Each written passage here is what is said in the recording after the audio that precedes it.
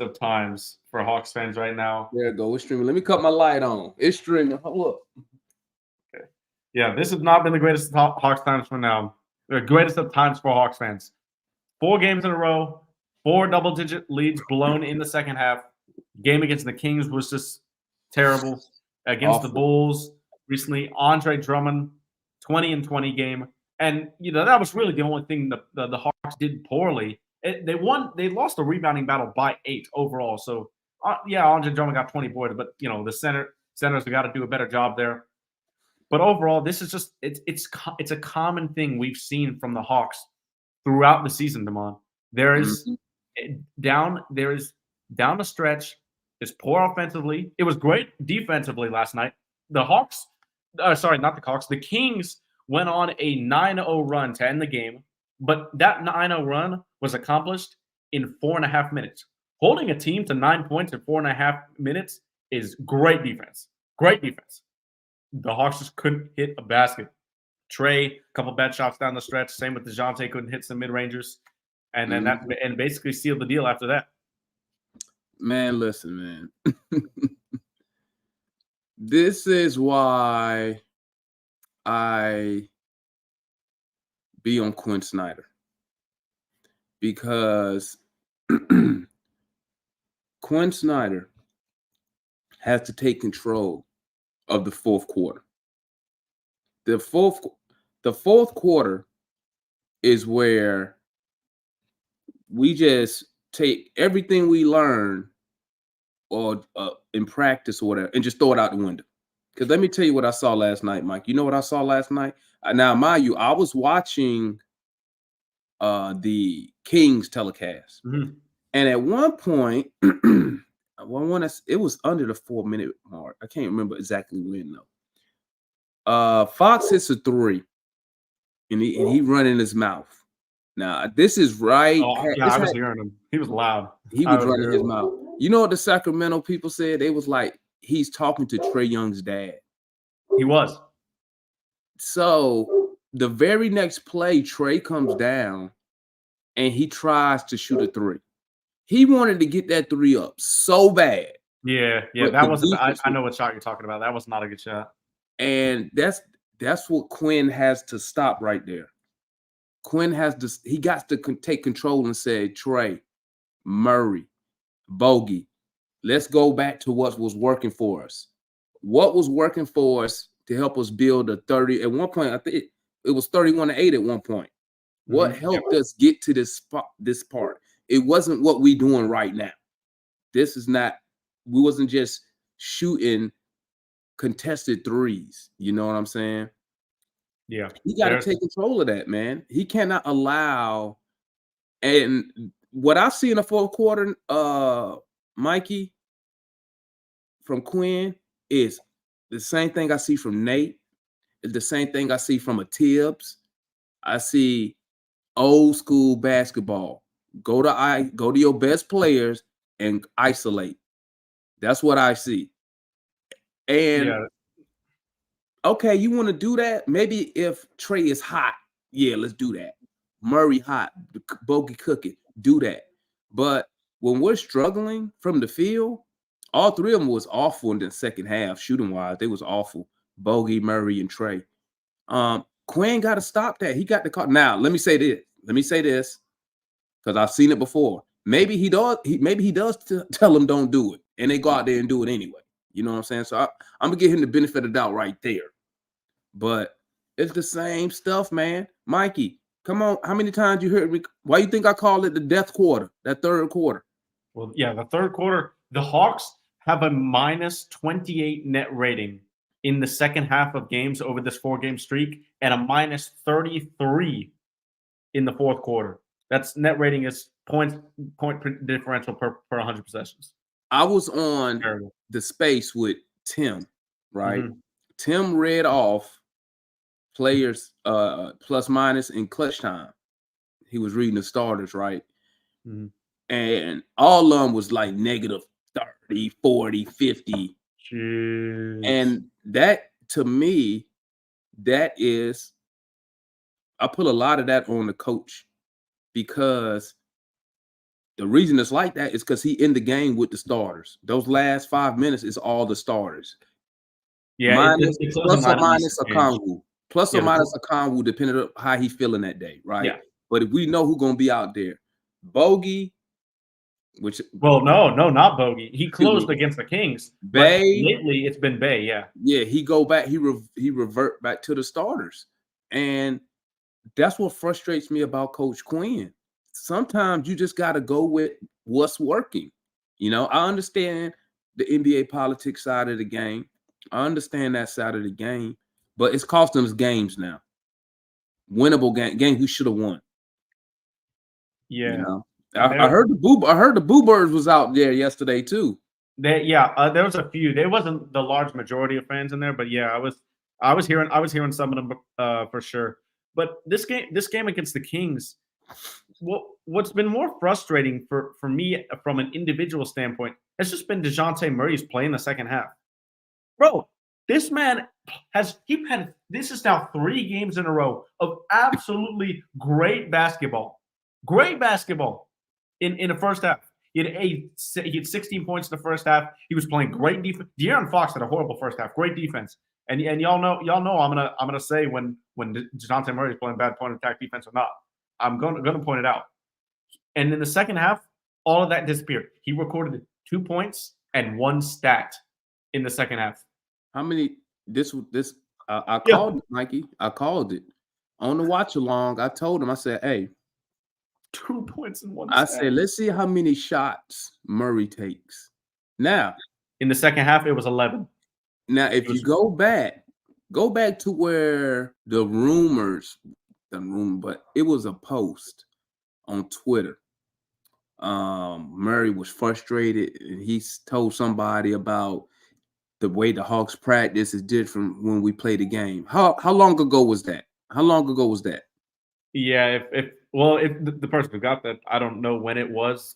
I don't know about when it was or who sent it, but it was probably around a month ago, maybe 3 weeks ago. Right. And ever since then, in the second half, it's like he don't do nothing in the second half. Almost like he's like protesting on the court. You know what I'm saying? Yeah, I mean, shooting 1 for 11 isn't protesting, but I get what you mean. Like, especially, I mean, that play's been all over the timeline where he loses Fox when he turns his back to him and he puts I know you quote tweeted it. You know what I'm talking about? Yeah, I mean that play right there didn't bother me none, because the only reason that was even worth something is because we didn't get the rebound. If we get the rebound, there's no pass to be made to Fox.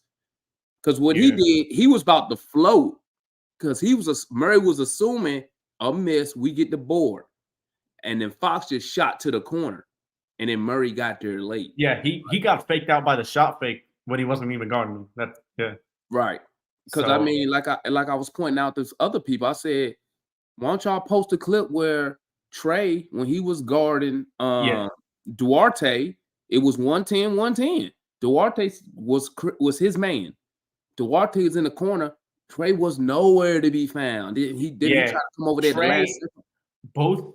I think Trey didn't have his best game last night. It was a bad game from Trey for sure. But defensively, it wasn't the Trey Young we've seen over the past few weeks. It was the Trey that, people who, I don't agree with it, but people who say you can't build a winning franchise around Trey Young say because of the defense. It was that Trey Young last night, which has been rare over the past 2.5 weeks maybe. Well, like I tell people, man, basketball at the end of the day, it's a team sport, bro. One person is not going to change your defense. Not at the guard position. He's not going to. If Murray did what we wanted him to do as far as an on-ball defender, we still will be losing. We still will be giving up the points, because I don't think it'd be giving up as much. It's too many holes on the defensive side of the ball. Yeah, okay? And the only reason I point that out a lot about Murray is because I believe, and this is just my opinion, I don't know and from anybody, I only believe this because one of the central reasons the front office went for him was because of that reputation as point of attack defense. Not from him, his ability, but just his reputation around the league. That's the only reason why I'm like, say, hey, like, Murray, like this is why the Hawks got you. So that's the only reason why I pointed out a lot. But no, but it's not like I'm saying that Trey's a better defender than Murray or No, no, something no, like no, that. no, It's not no, my no. belief. Yeah, I ain't never. No, you ain't Yeah, said nothing like that. I'm just trying to show fans that it's deeper. It's more than Murray when it yeah. comes to defense, bro. It's one play. No, you're right. Was it this game or the last game? Trey, this was crazy. Trey threw a alley-oop. This might have been the game before this. Trey threw a alley-oop to Jaylen Johnson, right? How about Jaylen Johnson beat everybody back down court to stop Yeah, try to stop the dude from dunking the basketball? And I'm asking myself, where was Trey at? that was on the Bull. That was in the Bulls game, I think. Yeah, where was anybody else at? How the guy finishing the alley-oop beat all the other Hawks down court? That's purity. It's laziness. Yeah, That's the first thing we got to get over. They're playing lazy as on the defensive side of the ball.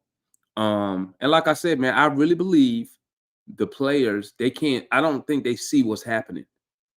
Like they can't see it and move. What was Matt saying? They can't see it and process it fast enough to react. So yeah. every time you see I us, think he's right about that. That's a good point. every time you see us on the defensive side, we always reacting. You know, now it's a couple times they'll see stuff happen. That's how we get them steals and whatnot, right? But it's simple stuff like this, Mikey. They'll try to get a switch. What game was it? They got a switch. I look up. They had Trey Young on. He was Sabonis, I think. And I'm like, nobody sees this and not gonna try to switch it out. If you closer, you know what I'm saying? Like, hey Trey, switch, hurry, something, you know. Yeah. And then did you read the quote by what Clint Capella said at the press Yeah, conference? he was like, "Yeah, we got to scream at each other. We got to do something." Like it just looks like this team is just so connected. It looks like it's something. It's in their heads, and it looks like it's something off the court. Honestly, it just from that quote, that's what it makes it look like. Was that Kevin Chenard or was that Yeah. Brant Rowland who said when they leave, it's like they all go their separate ways. One of them tweeted that today. I'm not sure. It was one of them. They said it looked like when they leave, like everybody just goes their separate ways, like really like no Kip. We need to go talk to. You know who we need to go talk to, Mikey? We need to go hit up where my guy at, the Zodiac guy. Because the dude said look like it's no chemistry. Like they have nothing like they have no relationship off the court. I gotta go find out. It was a beat writer though. It was no random person. It had I didn't see that yet, but yeah, send me that if you find it. Or Roland. It had to be one of them because I was like, wow. Yeah, because it had to be somebody who's in the Hawks who got access on the Sphere and the Hawks Sphere media. Okay. Yeah. We'll see about that. But in this game, though, the Hawks were up 18 at halftime. They had a 145 offensive rating in the first half, the Hawks. And then after halftime, I think it was a 76 offensive rating. And they scored 39 points in the second half. They shot 13. It was either 7 or 13 field goals. Not they shot. They made 7 or 13 field goals in the second half. Now, when you look at that number, first of all, you're just going to be, like the Kings defense was absolutely amazing. The Kings are bad defensively. They're not good. They allow a high percentage of rim takes. Sabonis is not a good defender, so when teams get to the rim, they shoot 68% or 64%. I'm looking at it now against the Kings. The Hawks, in comparison, shot 41% at the rim at this game. That's variance. But you cannot make 7 shots and a half and just continue to how many win that game. That's how many missed layups you saw by Clint and Double O? I mean, I didn't think Clint Capella was bad in that game. I'm just talking about like in general, yeah, a lot. But Capella, he was 5 of 7 from the field, and Kongu was 3 for 6. I thought Kongu was pretty poor in the game. Both centers really. And then it but- goes back to another point I made about Quinn. You just said they give up 60% at the rim, right? And the Hawks took a lot of rim shots though. They did. We didn't attack the basket a lot though. A lot of those rim shots wasn't off attacking the basket. Who was attacking the basket? And Trey attacked Not the Murray. basket. Dejounte. Here's the thing. Dejounte actually attacked the basket last night. Not in the second half. Terrible He at finishing. didn't do none of that. He didn't do that in the second half. He did that in the first half. No, he attacked the basket in the first half. Yeah, when he was cooking in the first half. Yeah. And then in the second half, it's like he just dials down the aggressiveness. But like I said, I think he does it because I think he got an issue with the coach. That's just me personally. But he dials it down. He dials down the aggressiveness. You know what I'm saying? But once again, if we had a big or Jaylen, if we had somebody who had a back to the basket game, you could have played some of that. Why? When the 3-ball went cold. You know what I'm saying? And this is my point here. Look at Levi. Says Dejounte shoots 29% in the paint. I don't know. Right, he can't because he can't finish at the rim. That's and I said that last year. Like he needs to work on. First, he got to put some size on. I'm sorry, I hate to say it. I would like to see him add on. I would like to see him about 190, 95-ish. All good shooting guards have done that. Your Kobe's, your Jordans, they all hit the weight room because they know they're gonna have to be able to take that contact and finish through that contact. I think we're gonna be talking about Dejounte being traded like past January 9th. I don't think he'll still be here. That's just me. But yeah, this is obviously he's not the only problem, but I also want to get into this game on the offensive side because what I saw last night in the Kings game from Jaylen Johnson was something really special. Because number one, before that, in the first quarter, he looked terrible. He was terrible in the first quarter, but after that, he played 3 quarters of amazing basketball. Trae Young and Jaylen had great chemistry last night in the short roll. You saw Jaylen set a screen. He maybe rolled to just like the nail or the free throw line extended. There's another word for that. And he'd get in the ball with a bounce pass. And Jaylen now has that quick decision-making ability to either lob the ball to Okongwu, which he did several times, or he drives in, tries to draw contact and get to the line. I mean, Jaylen, he'll eventually learn how to draw fouls a little bit better and play through contact. I mean, he had 6 free throws last night, and from Jaylen, you don't see it a lot. 16 points and 15 rebounds, monster double-double. I thought he was really good besides that first quarter.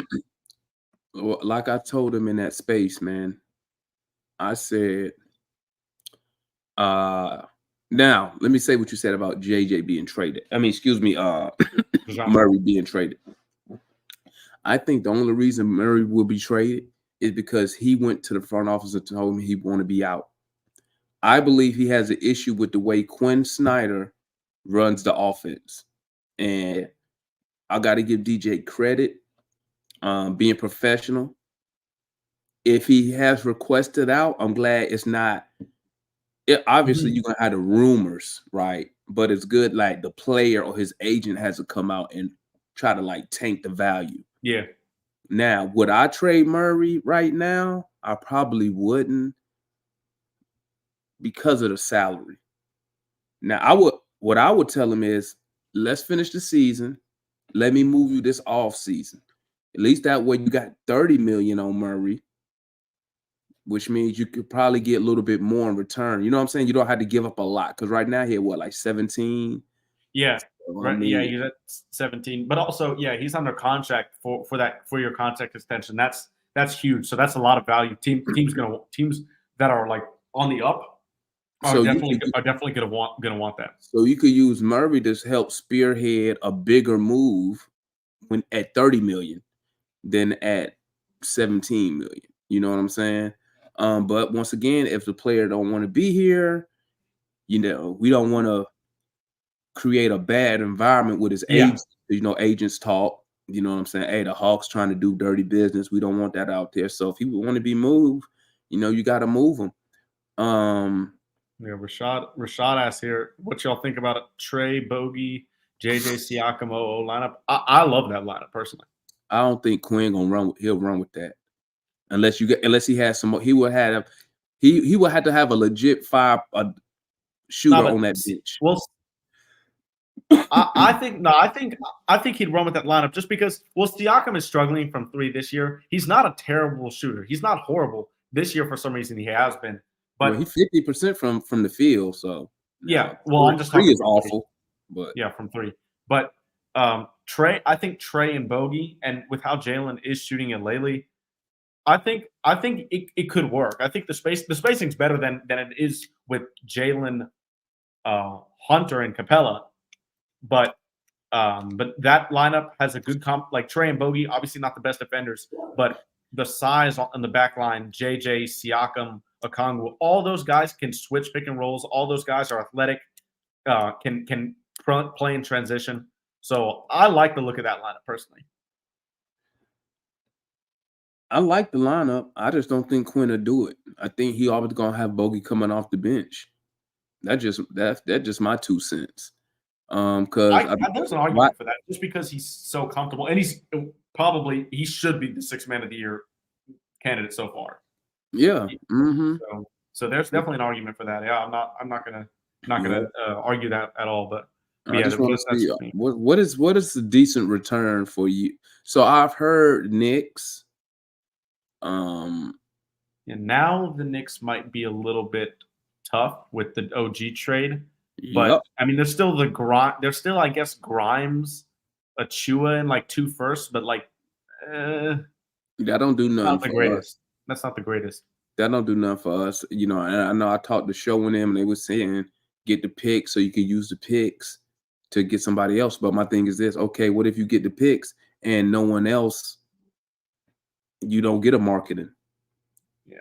You don't get a Siakam. Then what? Now you stuck with 2 picks. Grimes Grimes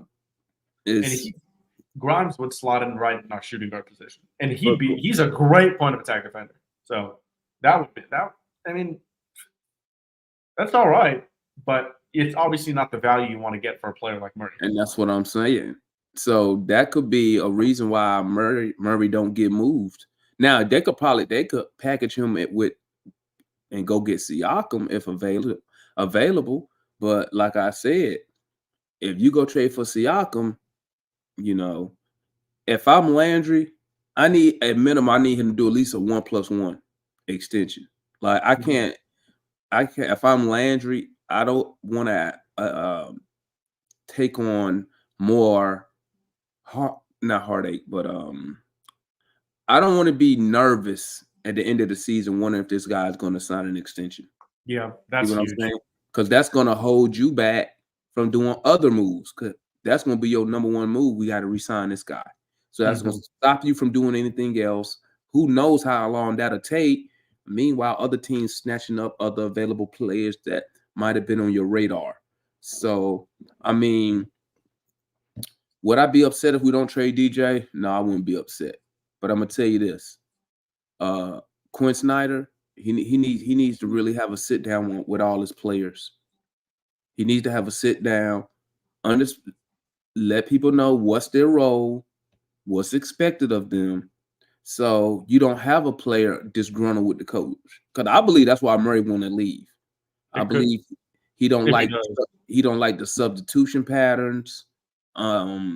Because Quin's substitution pattern, especially in the first half, is predictable. Everybody know what he's going to do when he's. That's most coaches, though. That's not only Quin, but yeah, it's not good though, because it shows that you're not subbing due to what the other team is doing. You're not subbing because a player is struggling. You're subbing just because you're sticking to a routine, a schedule. Like I hate when he. Like 31-8, you know what I did? I said when I watched along, Mikey, you know what I said? I said, I'll lead them starters in there and see how big I can get the lead. And then make substitutions maybe with 2 or 3 minutes left in the first. See how big I can get the lead, because One, we know teams make runs. That's one. You're not going to hold a 30-point lead for an entire game. That's Right. just So my thing is, smack why they, because we know it was not defense stopping them. They was just missing threes, right? I was like, just run it until build the biggest lead as you can, because you know that third quarter is going to be hell to pay in that third quarter. And really, it was the whole second half. I mean, it was so strange. It's been so strange to me these past few games, but it's been so many tale of two halves for the Hawks, and for specific players too. Bogey had a stretch of amazing games, shooting 20 plus points in 6 games in a row, and then obviously, and most great shooters go through this. You're going to have games where you're up here, and then a couple of games where you're like below the screen down here. And that's what Bogey's going through right now. It's nothing new, nothing major. But Saddiq Bey is like 14 for his last 62 on threes. And what is he? If you get a chance, what is he from three from the corner? Because he was missing so many corner threes. It's so many threes from the corner he's missed. And also, it's crazy that you mentioned that, because compared to last season, Saddiq shot 60% from the left corner. 60, almost all his threes. This was from Jack Dresser Foxology, but almost every single one of his threes attempted with the Hawks were in the left corner, and he shot 60%. Yeah, he ain't doing it now. Not with this Hawks team, he ain't, because he was missing so many wide open threes. It got to the point I was like, man, just don't shoot it, just attack the basket. And it doesn't help. It doesn't help when he's at the back line of the defense, just late on rotations a lot and stuff like that. It's hard to cover up when he's not making shots. He's letting it fly though. At least early in the season, when he was still struggling, he wasn't taking enough threes. He's taking enough threes now. He's just not hitting them. And this is I think over all the stats I picked out about tonight, about the Kings game, and then we can move on to a little bit about the Bulls. Mm-hmm. The weirdest stat I think is the Hawks won the possession battle. They took 5 more shots than the Kings. They shot 10 more free throws than the Kings. They also made only 2 less threes than the Kings. But the Kings shot 51% for the game, and the Hawks shot 39%. Now, normally, the Hawks also out-rebounded the Kings. They also out-assisted them. I look at all these categories. The Hawks beat them. They couldn't make anything. They shot 39%. This was a make or miss shooting variance loss, in my opinion. Obviously, the second half, it wasn't great in terms of defense. Mm-hmm. But this game, the Kings have a 119 offensive rating. They held them to a 118 defensive rating. Offensive rating. That's not terrible. They held them to under their season average. The defense did enough to win, but they didn't make enough shots in the second half. 39 points is just, oh gosh. I mean, look at I wonder how many. I know, like the Chicago game, they had tons of points in the paint, man. Like, it was ridiculous. The Bulls were just getting points in the paint. Now, and like I tell people, I know Quin likes shooting threes, but it's hard. Like, you cannot allow a team to shoot 50, 60, 70% in the paint. Because the threes, even if you shoot 50 threes and you hit them at 35%, bro, you giving up 50, 60% in the paint though. So they getting easy buckets. So I mean, listen, Quin has to like I said, he need to have a team meeting, in my opinion. Not a player, they need to have a team meeting to air out some grievances. Lay it all out there on the floor, and Quin needs to make adjustments. I know he's probably one of those coaches who, his way works. He believes in his way. No, he makes a lot of adjustments in game, but I'm talking about make adjustments whenever they have a meeting and the players say so. If in the future, okay. Yeah, because I believe Dejounte I believe his gripe is with the coach. I really believe that. I don't see why he would be upset at Trey. I don't see why he would be upset with the front office. One thing I will now I do be on Landry Fields in the front office, but one thing I will say is they know how to treat their star players, the front office. Mhm. They don't give star players no problems. Okay, they make sure whatever you need, you have. Yeah. Okay, so, but when I read that tweet, to me, it sounded like he upset with his role in Quin's offense, and Quin need to have a sit down. And it's the same thing with AJ. It's the same thing with AJ. Air all that stuff out. Air it out. Now, don't get me wrong. AJ probably did have some other stuff, but when I was we talking don't. to Matt, We still don't know what actually right. was going But on when with I was AJ. talking Glad to he's Matt, back now. When I was talking to Matt said they did have a conversation about his playing time. Now, he's a young guy, so Yeah.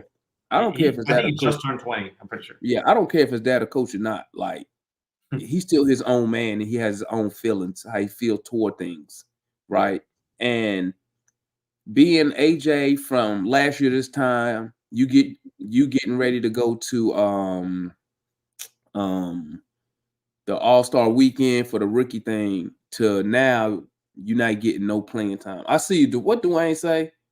If slacking Trey, if you slacking, see Trey slacking, but every week you see people blame you.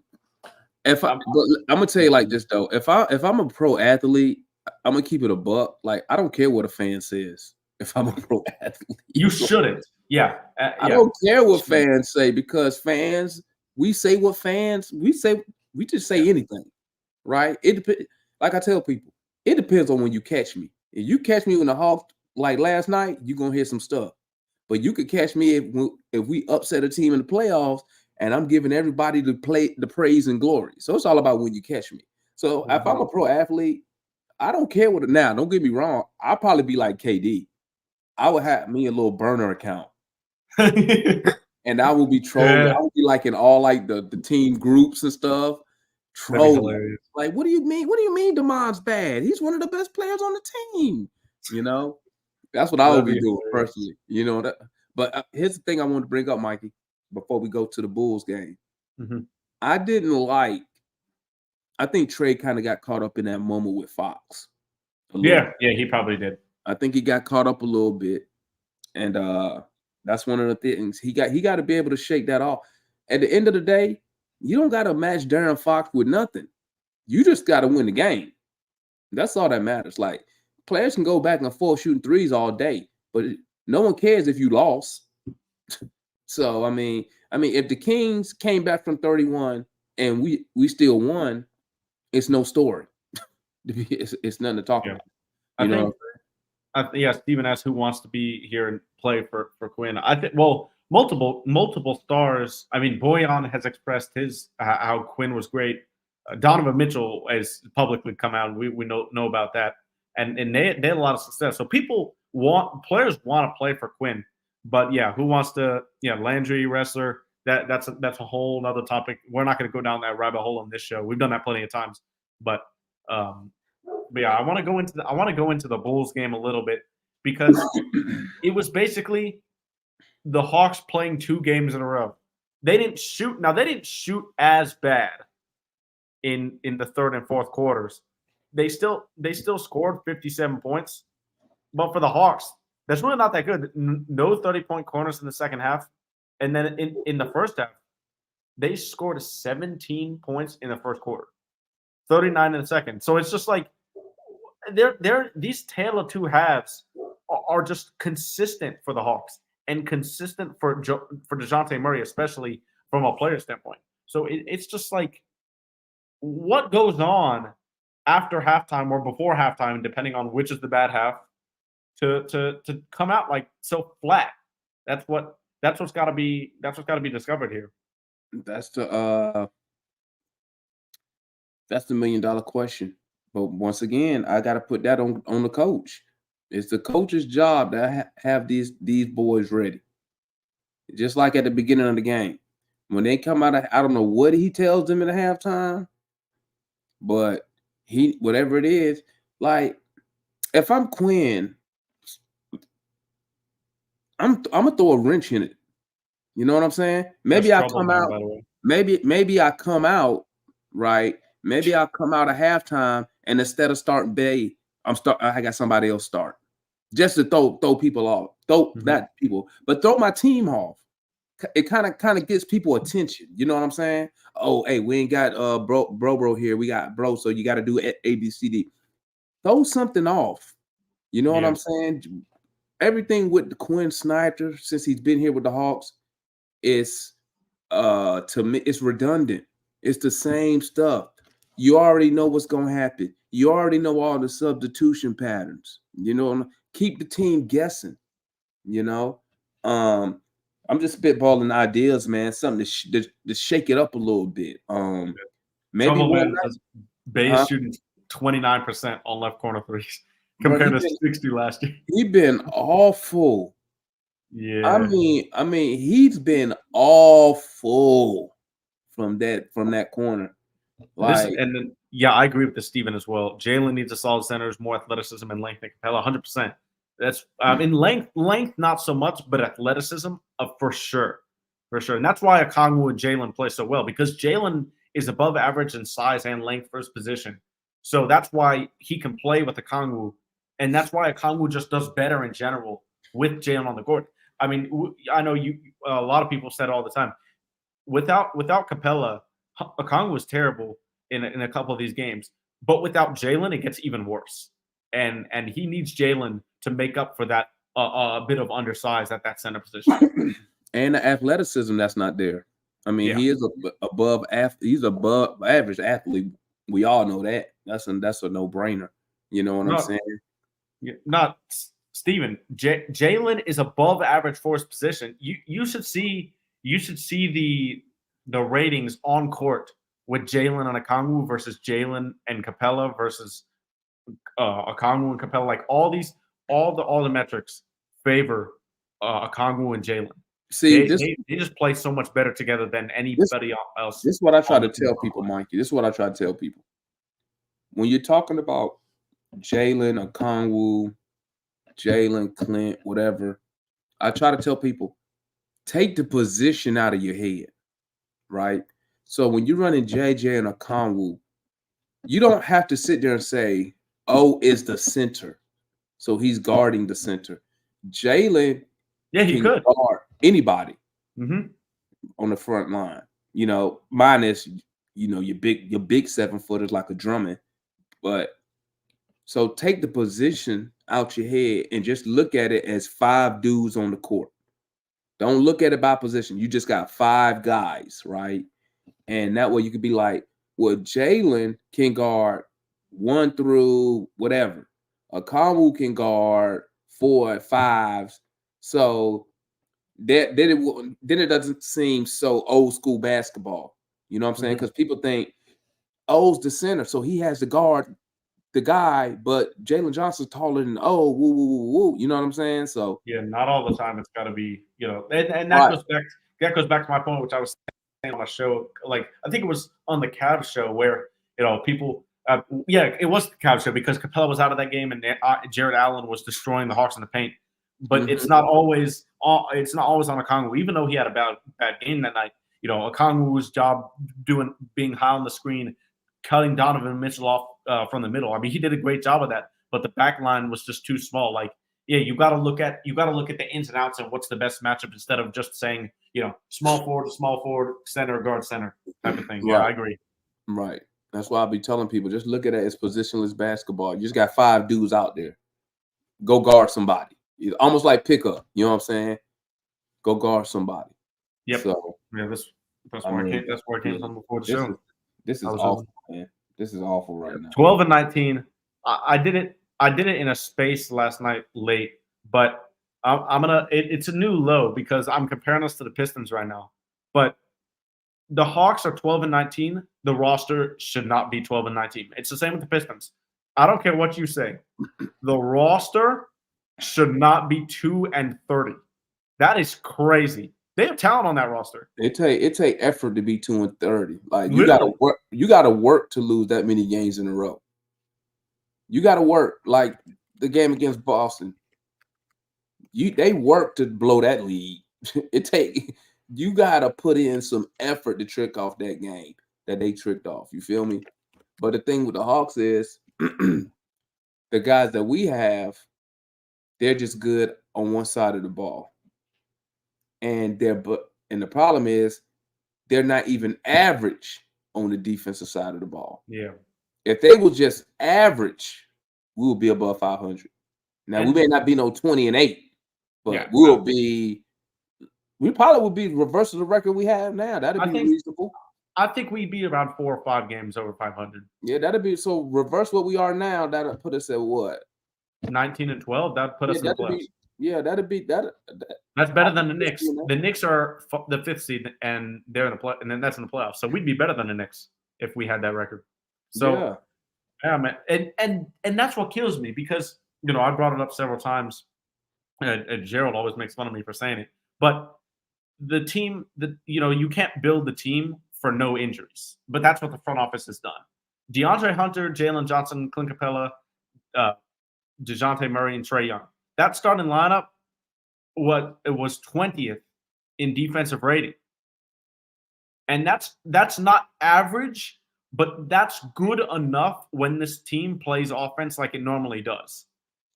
But when one of those guys goes out, just one of them, it all turns to just absolute agony on the defensive end for fans to watch. So and maybe you just cannot build a team like that. It just doesn't work. No, you can't. You can't. And we seen it firsthand. We seen it firsthand. So, hey, it is what it is. We ain't got no Siakam. I mean, I don't know what Landry I don't know what the Hawks gonna do. I mean, you can't even. We're in a Siakam trade's got a good. You're just in a bad situation. You couldn't even if I wanted to, Dwayne. Talking to Dwayne P in the chat, the homie. Even if I wanted to, Dwayne, since we traded off our picks to the Spurs, you couldn't even blow it up if you wanted to, because you don't got your pick next year. Your pick swap with them next year, and you don't got your pick after that. So even if you did want to blow it up, you can't even go that route. So it's like we are in a bad position right now, man. Just a bad position. Bad position. But I don't. The Hawks aren't stuck. Okay, it may be bad. Like 12-19 is bad. Don't get me wrong. But the Hawks aren't stuck like the Cavs, for example. The Cavs, for example, it's not been good for them. But like they're in trouble because they have no picks. They also have no pieces unless they trade Donovan Mitchell and take a huge step back. They also have no pieces that they can really trade, young pieces that a lot of teams would want. And they're going to have to choose between Jared Allen and Evan Mobley because they pay both. That's a ton of money. I don't know if they'd want to do that. So if they were smart, they'd get off Donovan. They'd trade Donovan Mitchell if they were smart. I think they should as well. Because he's not staying there, bro. Yeah. He's not staying there. I don't think so. Yeah, because they don't have. Is he restricted this year? I'm not sure, but if he unrestricted, they need to trade him. Dwayne said it best here. Yeah, the Hawks have good talent, good young talent on the roster, and this is why I urge Hawks fans to say that the Hawks aren't stuck. Because yes, while we don't have as many picks as we could have, there are a lot of young players and talent on this roster that can be used to consolidate. Say what you want about DeAndre Hunter. He has a lot of trade value. Clint Capella is going to help a contender for sure. AJ Griffin, Onyeka Okongwu, Dejounte Murray, Jaylen Johnson. Obviously, I don't think the Hawks want to trade him. I don't want to trade him. But if it was to get like one of these like this is the problem, Mike. All NBA guys. This the problem with the Hawks right now. Tony Wrestler, and see, this is why your GM has to be top notch, right? He need to go to Tony Wrestler, and he needs to explain to him what our avenues of approach are. If we want to try to win, Mr. Wrestler, you're gonna have to spend more money because we got to go get A, B, C, D to address A, B, C, D. If you don't want us to be in a cap, we're gonna have to develop these young players.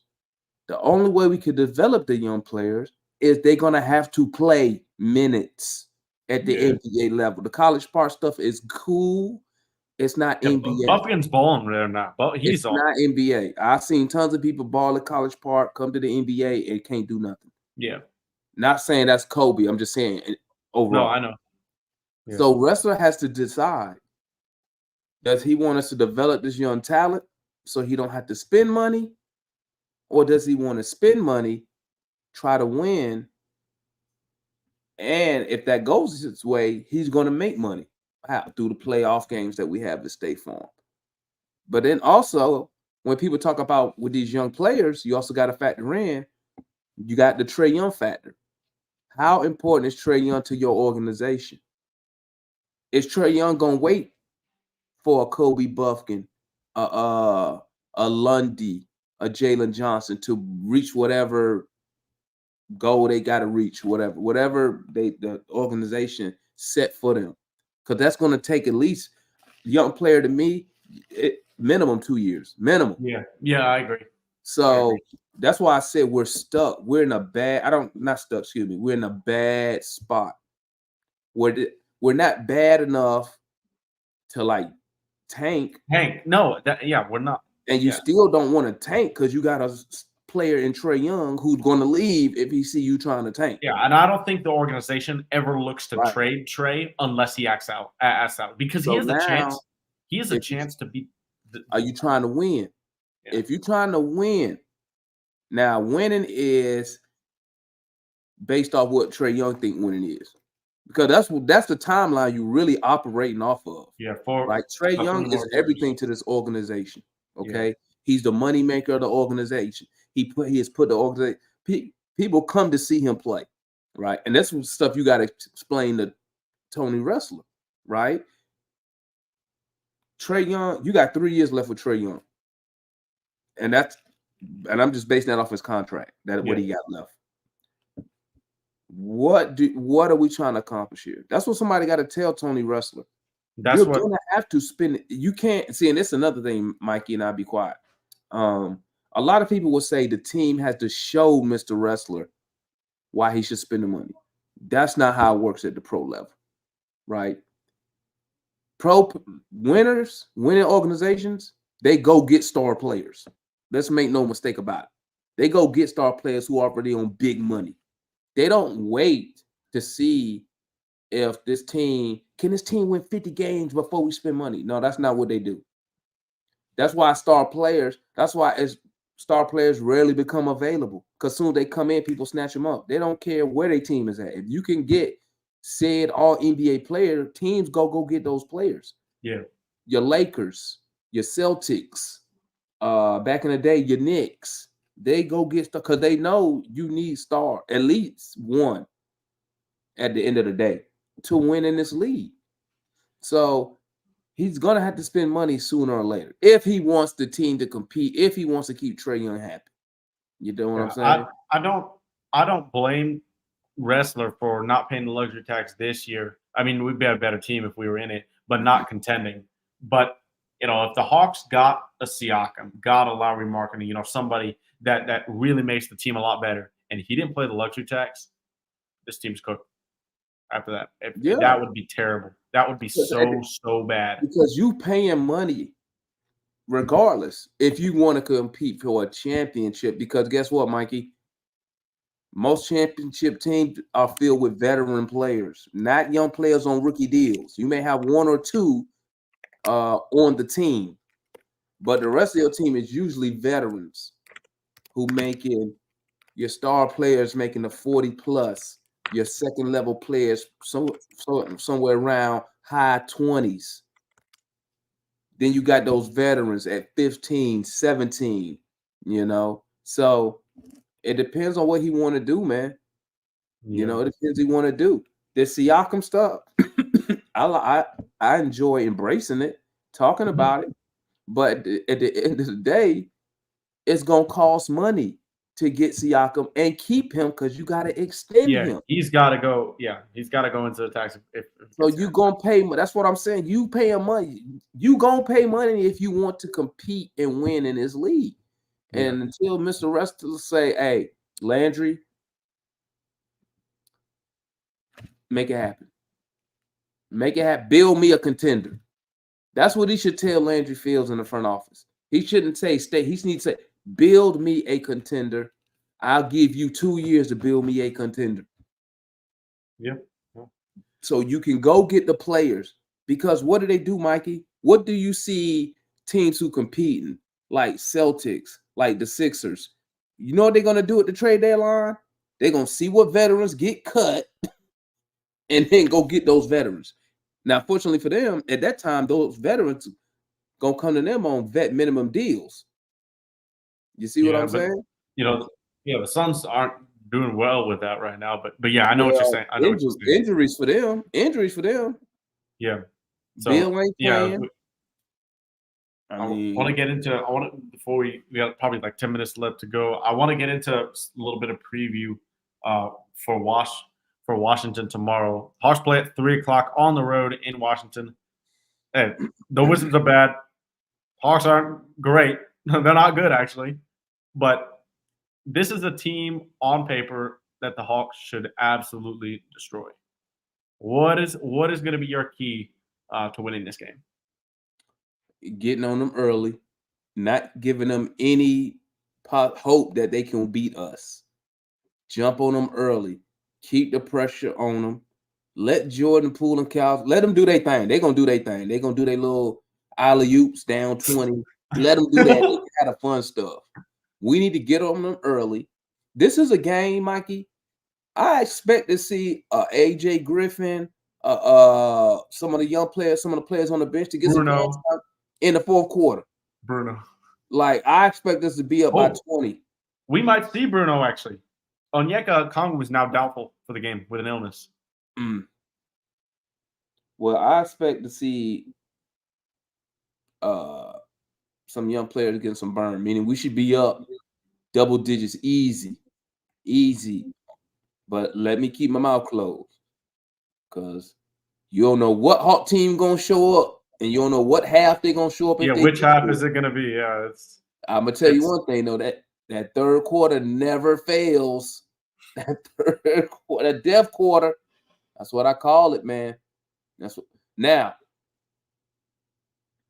Murray needs to contain Poole because we do know Poole is a streaky shooter. We don't want him to get going, because them streaky shooters, one, they get the crowd in it and they get their teammates motivated and excited. So we want to remind those guys, you won how many games they won so far? 2, 3? The Wizards have won more than that. I think they won 5 4? or 6. They got to be under 5. No, I think they've won 5 games. But for me, they've won 6 games, 6-25. Okay. We need to remind them that they're a 6-25 team. Yeah. And for me, Jaylen, this is where Jaylen obviously got injured last time. Kyle Kuzma, he was injured in Sabrina, but he's probably going to be guarding Kuzma. This is going to be an interesting matchup to watch, guys, because Jaylen, they're both 6'9". They are both similar body types, Kyle Kuzma and Jaylen, but Jaylen just plays so much. They play so much different. Kuzma's a guy who likes to shoot a lot of threes, likes to shoot mid-rangers, doesn't like to get to the rim a lot. Jaylen, on the other hand, he'll shoot the three, but he likes to get into the rim, and he's a great defender. Kuzma's a good offensive player. So it's going to be good offense against good defense. That'll be a really interesting matchup to watch. I want to see Jaylen guard him really well, obviously, with what happened. But hopefully Jaylen stays and plays the game like the 3 quarters of the 3 final quarters he did last game, because that was he had a huge impact on the game, even though the Hawks lost. I mean, 16 points, 15 rebound, double for Jaylen is nothing to scoff at right there. Yeah, I would like to see Jaylen get more minutes in the first quarter though, because he always take him out with Trey. So. Well, I get that. I get that because the purpose of doing that is to have Jaylen play with Okongwu for as long as possible in the first half, because he plays from the bridge to the first quarter to the second quarter, and then then he subs out Okongwu. Once Jaylen comes back, he subs him out, and then Capella, and then the starters come in. So I like how he does that. But I want to see Jaylen with Murray and the second unit. I want to see Jaylen, Bogey, Murray, O. So you want Bogey at the small forward? I don't care where you play. I just want him on Or the court. well, Jaylen Murray. Oh, no, no. Jaylen, Bogey, excuse me, Jaylen, double O, Mhm. Bogey, Murray, and You need a small forward in there. I mean, Garrison Matthews? hey, man. Garrison Matthews? Oh, Garrison, man. Listen, man. Garrison Matthews. We need. Yeah, I wish. And Seth Lundy would be getting these minutes over Patty Mills and Garrison. I'm pretty certain of it. But that injury is terrible. That's such a bad injury for Lundy. He was getting mainstay minutes for 2 games in a row, and then he twists his ankle. I'm glad it wasn't his knee, man, because I thought he grabbed his knee at first. I'm like, Lord have mercy, please. Luckily, it was his ankle. So yeah, thankfully it doesn't look too bad. You know, he's day to day, so he could be back at any moment here. But this is, if the Hawks lose this game, I mean, I know we've said this a lot of times, but Mikey, it's cooked. Mikey, if we lose this game to the Wizards, y'all might not want to come to the post game live tomorrow. There's gonna be so much Quin slander. You think I slandered Quin last night? Bro, I don't even want to see he shouldn't even come back to Atlanta if we lose this game tomorrow. Y'all are on Quin so much. I really don't think we've gone through 3 coaches so quick. You've got to stay on one coach. I don't think Nate was the long-term solution for this coach. You know why? I don't think Quin's done a great job. You know why I'm on Quin, Mikey? I think he is the coach that Trae Young, a team built around Trae Young, should want. You know why I'm on Quin so hard? Because people said he would fix everything. Yeah, because people blame those people didn't account for the roster that they were seeing. Because people blame Nate McMillan instead of the players on the team. Now, since their guy Quin is losing, now everybody wants to blame the players on the team. And all I do, I just remind them what they said. Y'all told me Quin was going to do A, B, C, and D. This is what y'all said. And now y'all change. Now y'all switching up. Just like I be on them about AJ. A lot of fans who was bigging up AJ last year, and I said that in that space too. I was in that space with Tim and them.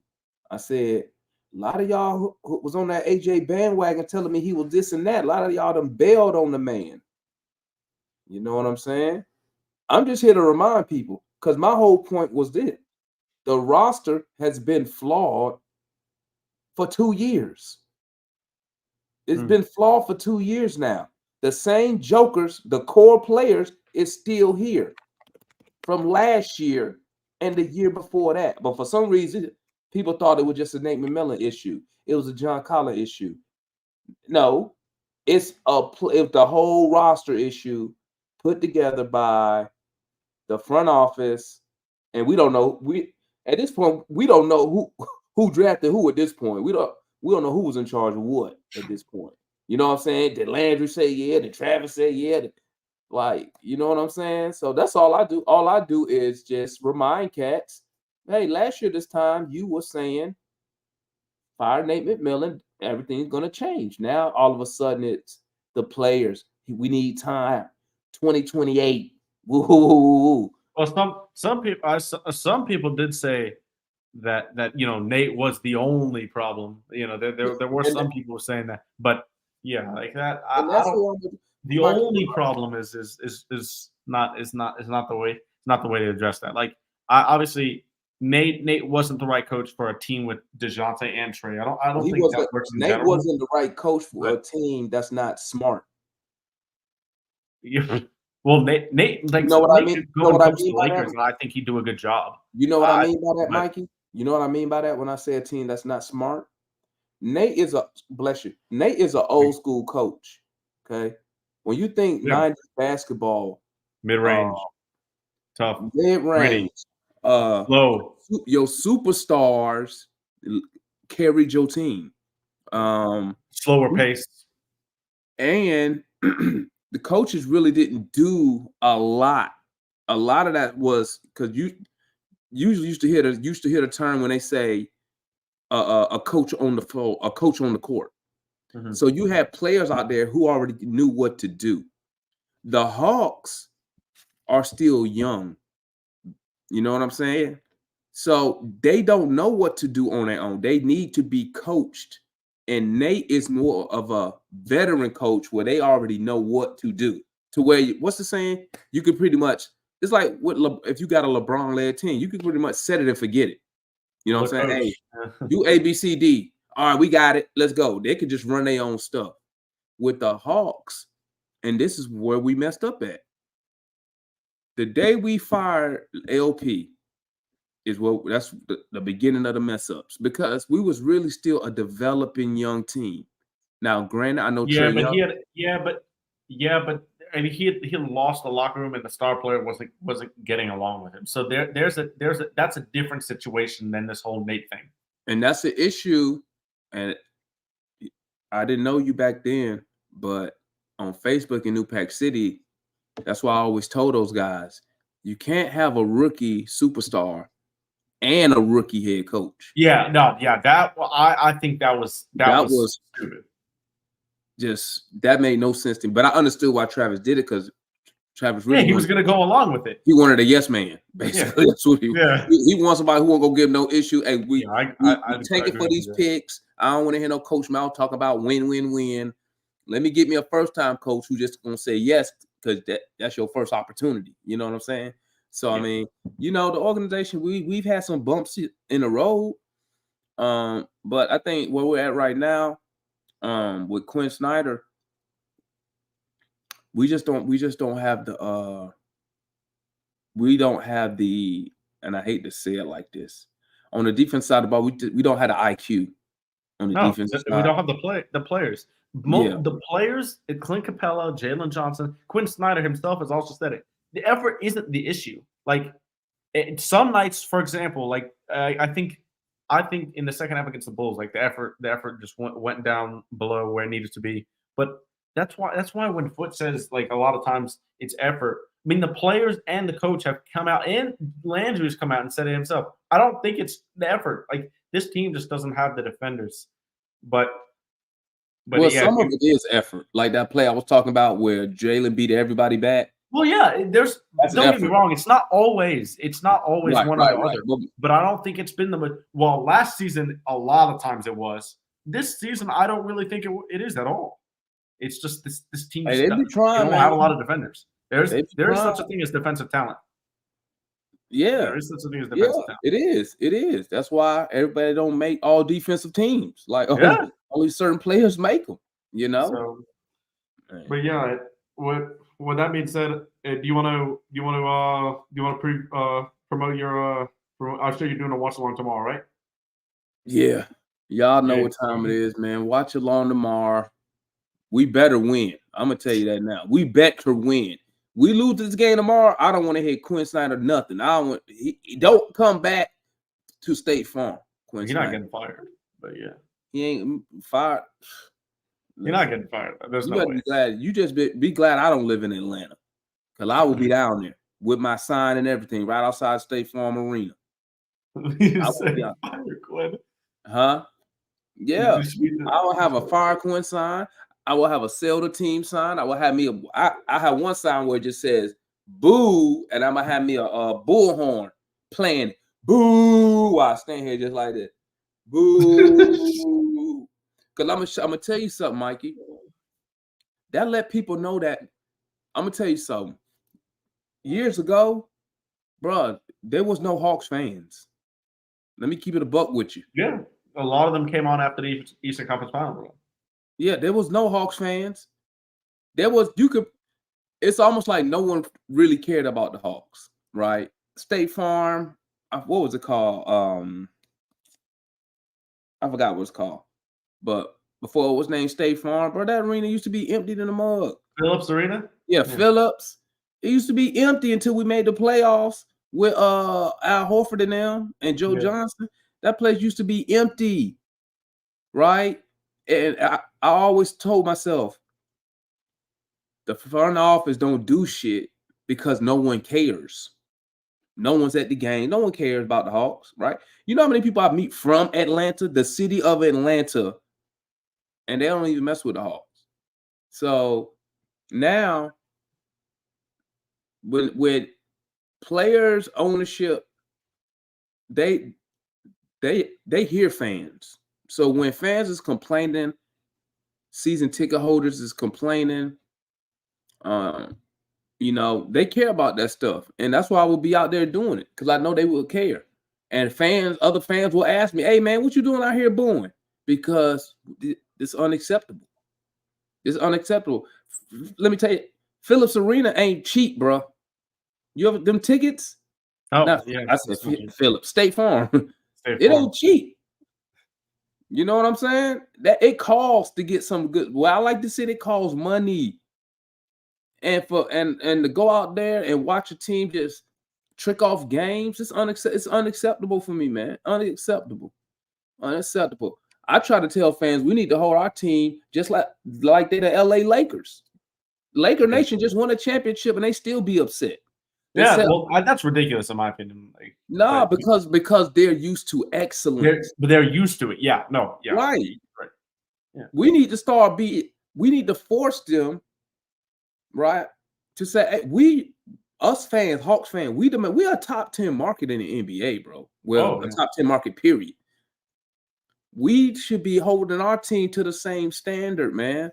Like Lakers, even with Kobe, they didn't care who Kobe played with. When he was playing with Smush Parker, they were still mad. Why we ain't in the finals? Whoa. I'm like, dang, y'all ruthless. Same thing with the Celtics. They were just they one of the top teams in the league. They still be complaining. And that's how I want our fan base. I want us to demand excellence. I want us to say, listen, we want you to go after the stars, just like the Lakers do, the Celtics do. Why we always got to settle for the third level guys instead of a Dejounte? Why we don't have the superstar guy? And that's all I'm on. I want us to fans, I want our organization to go after put a first class team on that court. Listen, Joel, Atlanta is a top 10 market in America. Metro Atlanta. Just Atlanta in general. Market. Not the Hawks. When I say the Hawks, I mean Atlanta.